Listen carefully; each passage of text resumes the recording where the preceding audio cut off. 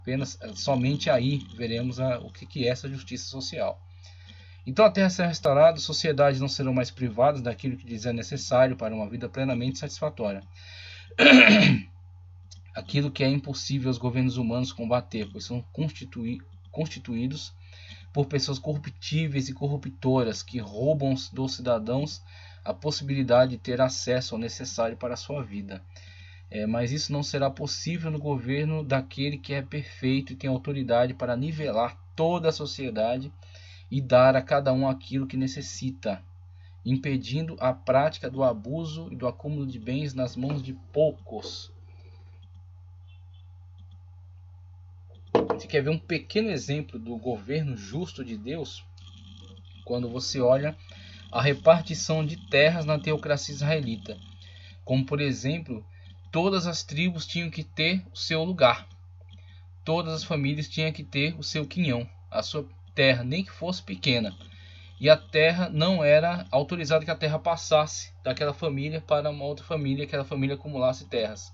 Porque mesmo que alguém adquirisse a terra de seu irmão durante um certo período, em vista da pobreza, do empobrecimento dele, esta mesma terra, conforme a lei, teria que ser devolvida no jubileu. Então, a cada 50 anos, a celebração do jubileu e a devolução, tá certo? Para o dono original, a família original, representantes daquele dono original. Para que então todos os israelitas tivessem o seu lugar, tivessem o seu meio de sustento. Tá ok? Então veja que Deus já trouxe a existência, trouxe a vida, né, a vida humana, o exemplo, né, a demonstração do que é o seu meio de governo, a sua forma de governo, através da teocracia israelita, que teria que ser referencial para todos os povos. Mas que infelizmente, em virtude da falha, né, em virtude da falta de compromisso, acabou ruindo. Mas o exemplo ficou. E isso que já foi realizado naquela situação será plenamente realizado agora quando aquele que estiver à frente do governo imporá. Aí a questão não vai ser mais, não, façam, né, por causa da lei, por causa disso, daquilo. Não, será feito e pronto, acabou-se. É dessa maneira que será.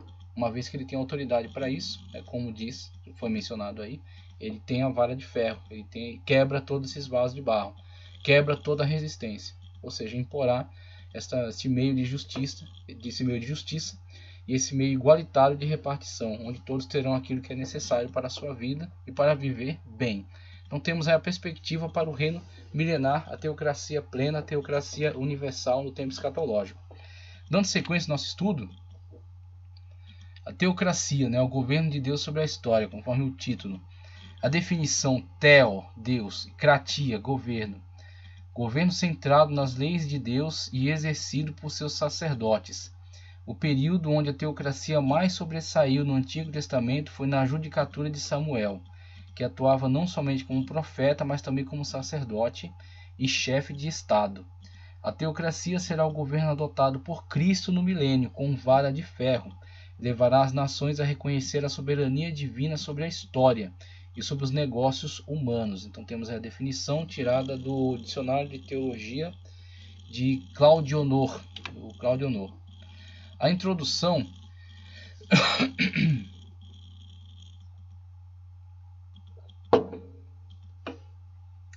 nesse trabalho vamos discorrer acerca da força que ao mesmo tempo está mais presente e atuante a mais longa data, mesmo que tragicamente seja completamente ignorada quanto ao seu poder e a sua presença por aqueles que estão obstados pela ignorância.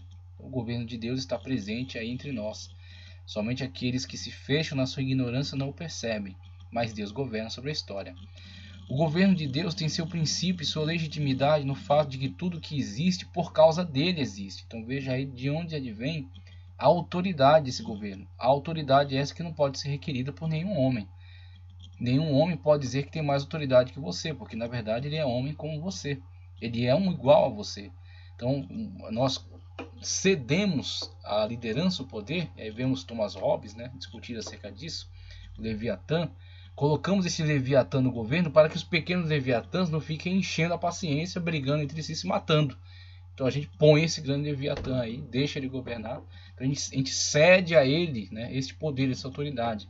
Mas na verdade ele não tem por si mesmo essa autoridade. né? Não, pelo menos não deveria ter. Pensa que tem, mas não deveria ter. Agora, nessa situação, de fato tem.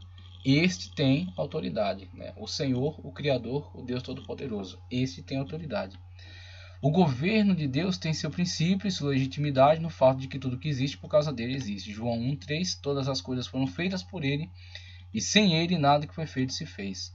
Logo, não pode haver poder mais legítimo, mesmo que a natureza do governo chamado teocrático seja tão deturpado em algumas nações que de algum meio ainda tentem o praticar, né?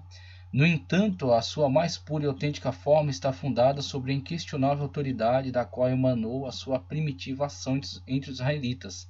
A gente viu aí a demonstração, né, do governo de Deus entre os israelitas, que por falta de comprometimento com as ordenanças e com o pacto, né, com a aliança firmada no Sinai, não o puderam sustentar, sucumbindo às demais formas criadas pelos homens. Então, em detrimento, né, daquela forma de governo que seria muito benéfica para eles, que inclusive visualizava a repartição de poder, né, entre os homens, um meio, né, de comunhão, de comunidade.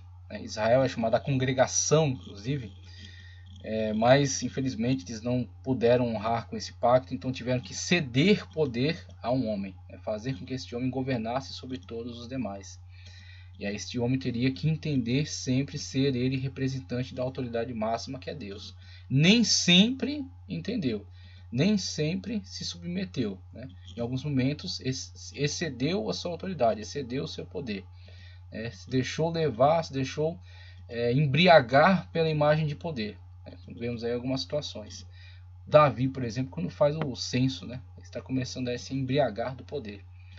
Mas vemos que essa situação do governo da monarquia, ela traz alguns prejuízos, como informado aí por Samuel, mas também viabiliza uma ação mais centralizada, uma ação mais eficaz no que diz respeito à defesa das fronteiras, organização de um exército regular, né, com recolhimento de impostos. Então tem toda essa questão que os israelitas optaram então pela monarquia, mas que não deixam de ser de alguma forma legitimadas pela anuência daquele que de fato detém os rumos da história. Então, mesmo que não seja o plano perfeito de Deus, é a sua permissão, e é isso que nós temos enfatizado, que Deus está no controle da história. Nem sempre é o seu plano perfeito que está em ação, mas ele está permitindo algumas situações, e ele, ao final, demonstrará então que os seus planos não ruíram, seus planos não foram impedidos, mas que ele mesmo diante da falha humana, mesmo diante dos desvios humanos, ele consegue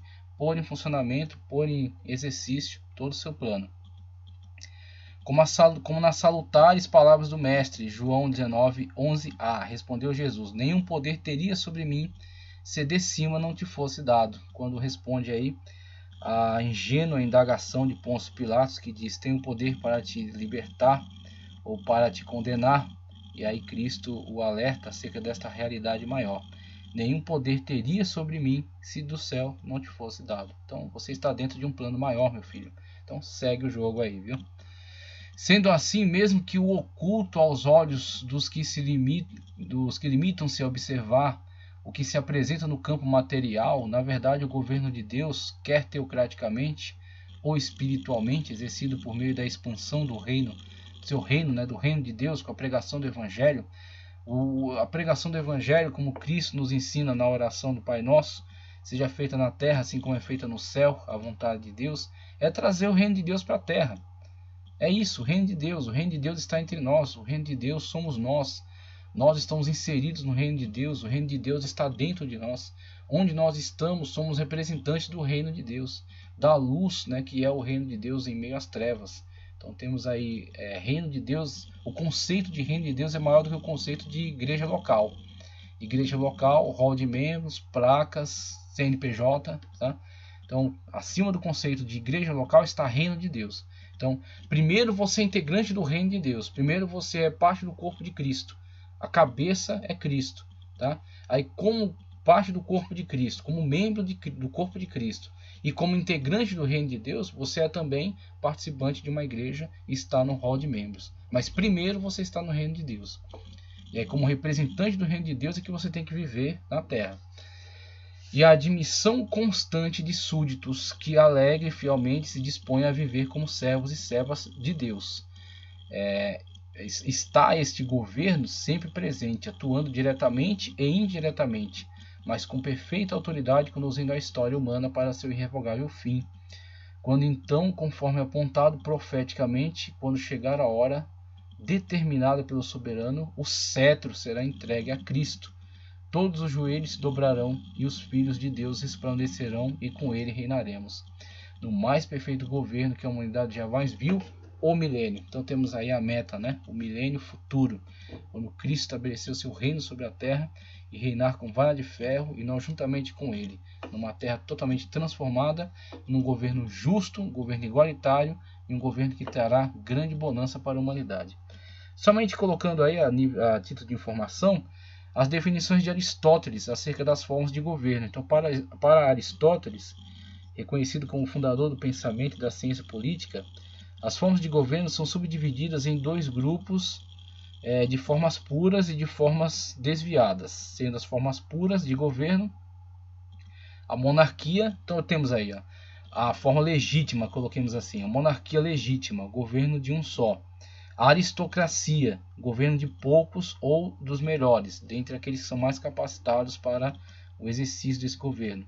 Ou a democracia, o governo do povo, né, quando o povo então vota e elege seu representante. As formas impuras de governo, então as deturpações. A tirania, governo de um só para o seu interesse ou de um grupo familiar. Então, na tirania ele toma o poder. Na monarquia o poder lhe é dado, lhe é cedido. Então como Israel, escolhemos um rei, né? Vamos eleger um rei.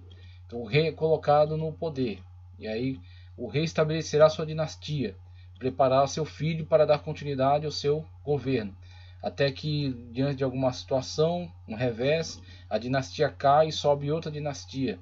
Então aquele governo centraliza o poder na mão daquele monarca, tá certo? Agora, em outra situação, alguém que não é quisto pelo povo, alguém que o povo não admite, mas consegue impor o seu governo, consegue impor sua autoridade.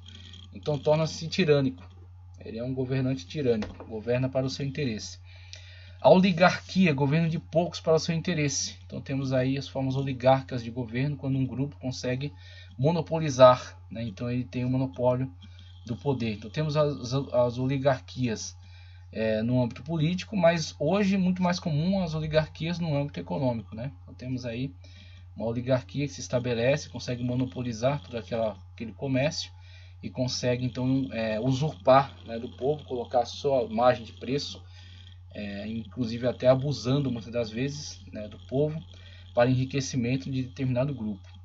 E a politeia, governo exercido pela maioria para oprimir a minoria. Então, na politeia temos aí quando minorias são esmagadas, né, por causa da intolerância de uma maioria que se colocou no poder.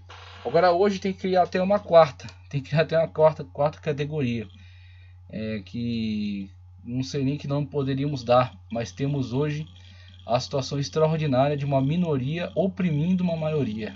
Infelizmente temos hoje esse quadro terrível, onde algumas minorias conseguem ascender ao poder e por meio desses mecanismos de governo impõe a sua ideia à maioria, né? Faz com que a maioria seja calada por causa da imposição que elas colocam e das formas de punição, né? Por meio da instrumentalização do Estado por algumas ideologias, por exemplo a ideologia de gênero. Então, inclusive, se não houvesse muitas movimentações hoje na política, está bastante agitada, teríamos aí muita imposição de ideias que são rejeitadas pela grande maioria das pessoas. Ideias que estavam para ser impostas aí, né? Ideias que estavam para ser empurradas goela abaixo, mas que foram, de certa forma, resistidas por causa de movimentações que foram feitas aí no âmbito da política, né? Então, dando sequência, vemos aí esse quadro, né? Vemos a introdução acerca desse estudo. E a partir desse quadro temos o governo de Deus sobre a criação primeiro, né? No âmbito da criação de modo geral, a teocracia universal. No Salmo 148, veja o que diz: louvem o nome do Senhor, pois mandou e logo foram criados. e os confirmou eternamente para sempre, e lhes deu um decreto que não ultrapassarão. Louvai ao Senhor desde a terra, vós, baleias, e todos os abismos, fogo e saraiva, neve e vapores, vento tempestuoso que executa sua palavra, montes e todos os outeiros, árvores frutíferas e todos os cedros, as feras e todos os gados, répteis, aves, voadores, reis da terra, todos os povos, príncipes e todos os juízes da terra, moços e moças, velhos e crianças, louvem o nome do Senhor, pois só o seu nome é exaltado, a sua glória está sobre a terra e o céu. A declaração enfática, né, do salmista acerca do governo universal de Deus, como Deus de fato governa sobre toda a criação. E como falei atrás, mesmo que alguns estejam fechados dentro da sua própria ignorância e não queiram ver a realidade, Deus está governando sobre tudo, sobre toda a história. Mesmo diante da situação em que nem tudo é a sua vontade perfeita. Algumas coisas são sua permissão diante, né, da revolta, diante da insubordinação do homem e da não aceitação do plano perfeito. Então o homem causa males para si e para os demais que estão à sua volta, mas tais males não passarão desapercebidos à justiça de Deus. Deus exercerá o seu juízo no momento certo, porque o tempo de Deus, né, como sempre tenho dito, o tempo de Deus não é o tempo cronos, o tempo ao qual estamos ligados. Então nós estamos presos, né, ao tempo cronos e pensamos que Deus está demorando. Mas na verdade Deus está operando dentro do tempo kairos, ou seja, dentro do tempo oportuno. O momento que Deus julga ser o momento certo para a sua ação, no momento em que Deus entende que será correta a sua intervenção. E quando ele intervir na história de uma forma definitiva, ele estabelecerá a sua justiça plena. E aí a sua vontade será exercida de uma forma completamente perfeita, né? Plena, total. Será implementada de uma forma plena, total. No momento kairos, no momento oportuno, no momento que Deus entende ser o momento correto. Então, temos que aguardar o tempo de Deus. Essa é a questão. Temos que aguardar o momento de Deus. Veja aí, a partir dessas declarações do salmista, temos aí um quadro onde vemos que Deus está dentro do âmbito da eternidade. Na eternidade não há esta subordinação ao tempo kairos. Então Deus está essa subordinação ao tempo cronos. Deus está no tempo kairos, no tempo da eternidade. Então Deus não está vinculado a limitações. Ele não teve princípio de dias. Inclusive até algo que eu ouvi muito interessante, que é até incorreto se dirigir a Deus definindo Deus como alguém que existe. Até alguém pergunta: Deus existe? E eu me surpreendi quando certa vez eu vi alguém dizer: olha, na verdade Deus não existe. E alguém se fez chocado diante disso, né? Deus não existe? Sim, Deus não existe. Porque tudo aquilo que existe passou a existir em algum momento e em algum momento também deixará de existir. Então o existir não é necessariamente algo que esteve sempre aí, mas é algo que passou a estar. É algo que veio a estar, é algo que passou a existir. Então, aquilo que existe não necessariamente sempre existiu e também sempre existirá. Ele simplesmente está aí. Então, Deus está para além da existência. Deus é. E é impressionante porque é a forma como Deus se define. Moisés, né, na situação da sarça ardente, Deus o conclamando a libertar o povo, tirar o povo da terra do Egito. E Moisés pede a Deus: como eu apresentarei, né, que Deus me enviou? E aí Deus, quem melhor podia definir, né, acerca dele, senão ele mesmo, diz: eu sou o que sou. Ou seja, diga ao povo que é aquele que é, que te mandou a eles, né, a vós. Então Deus é aquele que é. Deus é Deus é aquele que cede existência a tudo que existe, porque é aquele que é, tá certo? Então, além do existir, Deus é. Deus é por si mesmo. Então veja que a eternidade de Deus enquadra essa questão. Deus é aquele que é. Deus é aquele que cede existência a tudo que existe. Tudo que existe a partir dele. Então ele está no tempo kairos, no tempo da eternidade. E a partir dessa perspectiva do tempo kairos, do tempo da eternidade de Deus, nós temos alguns quadros, né? Algumas situações na qual a gente vai ver a interação de Deus com a criação, Então Deus está no âmbito da autossuficiência. Então quando Deus cria as coisas, não é que Deus precise criá-las, porque Ele é autossuficiente. Inclusive existem as pessoas que pintam um quadro, né, tentando romantizar essa questão da criação, falando que Deus estava só e Ele criou as coisas, né, como um grande artista e queria que alguém admirasse, né, então criou o homem para admirar a natureza e glorificar a Deus, assim Deus se sentiria lisonjeado, né, com este elogio.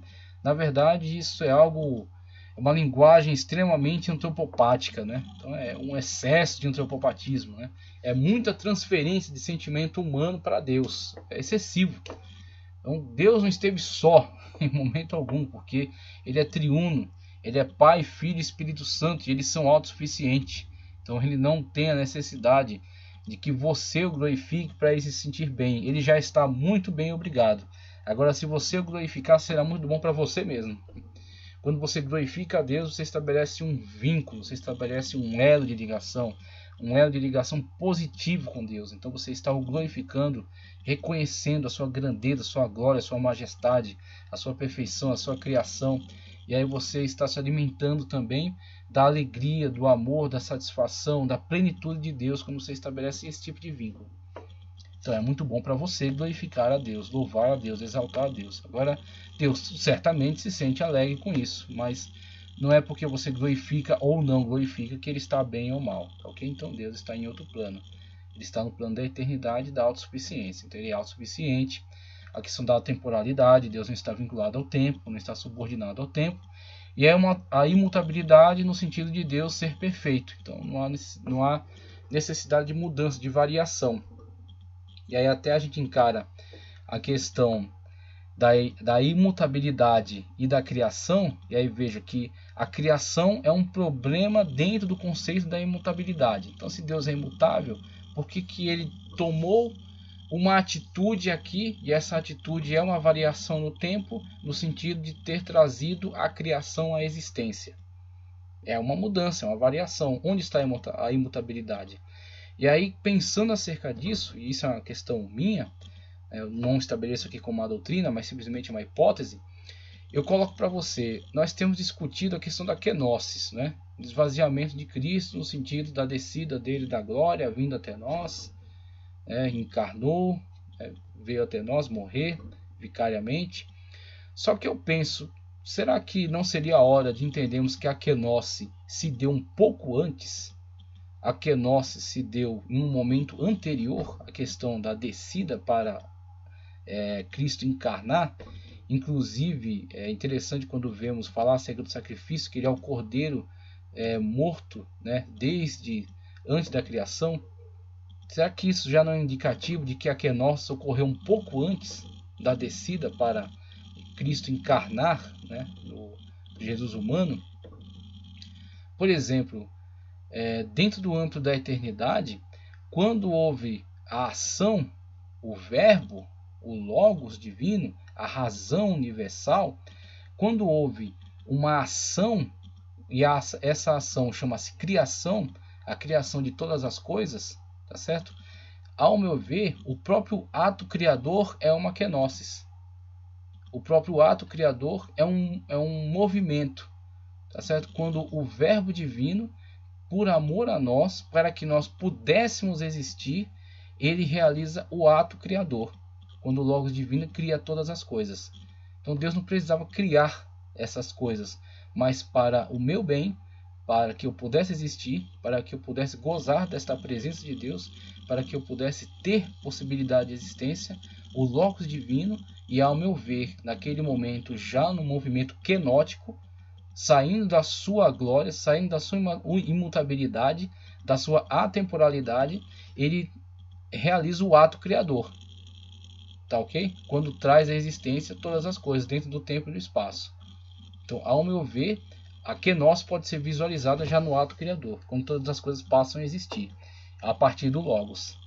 E aí temos aí todo o desenvolvimento com até o reino celestial, tá certo? O reino angelical, o reino celestial. Depois desse reino celestial, temos aí a questão da queda, né? A rebelião, daquele que era o querubim ungido. Alguns chamam de Lúcifer, mas é um nome muito inadequado. Então temos aí Lúcifer ligado a Rei Liu, né? aquele nome que era dado à estrela. O rei da Babilônia queria chamar-se, né, a estrela da manhã, o Rei Liu, em hebraico chamado Rei Liu, mas na verdade aquilo é uma denominação que ele dá a si mesmo, não é adequada para ele, como é inadequada também para o querubim ungido após queda, né, quando é então adequado chamá-lo de Satanás. O nome adequado é Satanás, Shatan, adversário, ou Diabolos, né, Diabolos, né, aquele que lança, né, dia, né, aquele movimento, atravessar, lançar.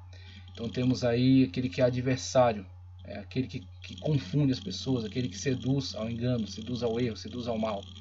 Então temos um nome muito mais adequado para ele, o diabo ou Satanás. Agora Lúcifer, não, Lúcifer na verdade não é muito adequado. O nome tirado até dessa questão do planeta Vênus, a estrela d'alva, a estrela da manhã.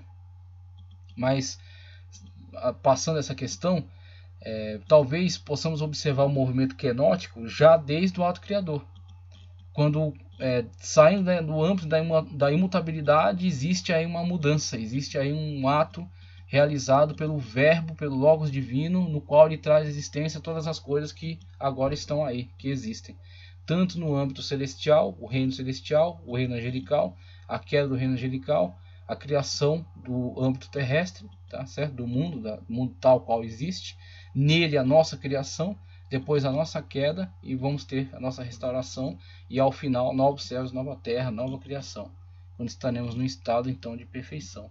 Mas tudo isso em virtude do ato criador realizado pelo Logos divino num processo quenótico, no qual ele estava muito bem, Pai, Filho e Espírito Santo, ao longo de toda a eternidade, mas ele, por amor a nós, realiza o ato criador. Então é uma possibilidade, é uma hipótese, né? Podemos pensar um pouco, analisar um pouco acerca disso. No quadro acima temos a eternidade. Falar acerca de eternidade é tratar de algo que está intimamente relacionado ao mundo de Deus.